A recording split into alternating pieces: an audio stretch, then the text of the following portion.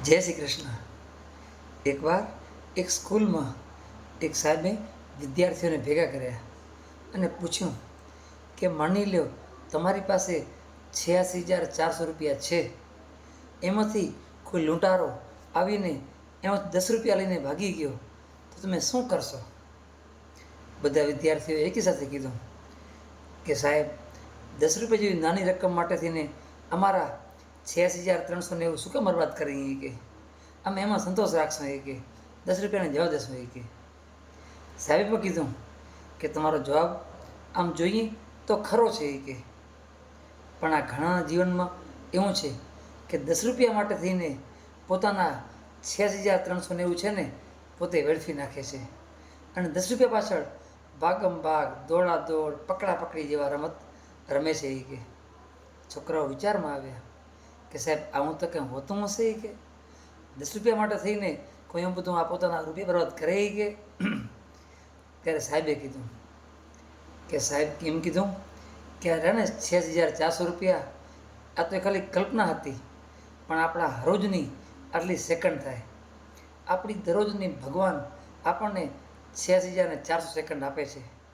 એમાંથી આપણે 10 સેકન્ડ, 10 રૂપિયા એટલે કે 10 સેકન્ડ ક્યારેક આપણે ખરાબ વિચારો, ક્યારેક કોઈનાથી ગુસ્સો કરીએ, કોઈનાથી આપણે આમ સ્વભાવથી ઝઘડો કરીએ, 10 રૂપિયા માટે થઈને આપણી 10 સેકન્ડ માટે થઈને આપણા બાકીના 86,390 સેકન્ડ છે ને આપણે બરબાદ કરી નાખતા હોઈએ છીએ.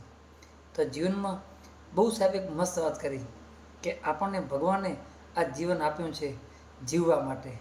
આપણે ઘણીવાર આપણે નાની એમથી વાતને લઈને વળગી રહીએ છીએ કે બસ મને આમ શું કામ કીધું, મારાથી આ શું થઈ ગયું, આમ ગુસ્સો કરવો, કોઈનાથી આમ વેરભાવ રાખવો.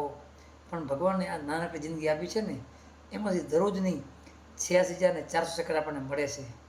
એમાંથી પણ ખાલી 10 સેકન્ડ બગાડીએ ને તો આપણો આખો દિવસ છે ને આપણો ઘણીવાર આમ નારાજગીમાં, વ્યર્થ ચિંતનમાં જતો હોય છે. માટે શક્ય હોય ને ત્યાં સુધી ક્યારેક 10 સેકન્ડ હોય ને આવી જતી કરવી, એને ભૂલી જવું. પણ બસ એના 10 સેકન્ડ થકી આપણી બાકીની 86,390 સેકન્ડ ક્યારેય વેડફવી નહીં. કારણ કે આ સમય છે ને પાછો નથી મળતો. આપણે બાળપણથી યુવાન અવસ્થામાં આવ્યા, યુવાનથી ઘડપણમાં જશું, પણ જે સમય ગયો છે ને એ પાછો કદાચ કરોડો રૂપિયા આપશો, અરબો રૂપિયા આપશો તો પાછો સમય નહીં મળે.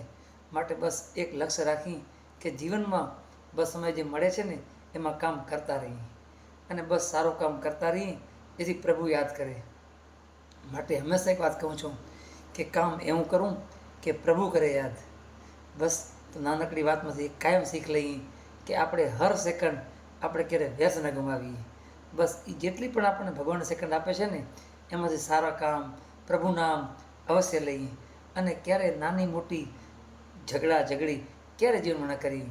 કારણ કે એક ઝઘડો સામાન્ય કરી છે ને, સામાન્ય આપણને ગુસ્સો આવે છે ને કાં તો આપણા ઘણી બધી સેકન્ડ આપણી વેડફી નાખતા હોય છે.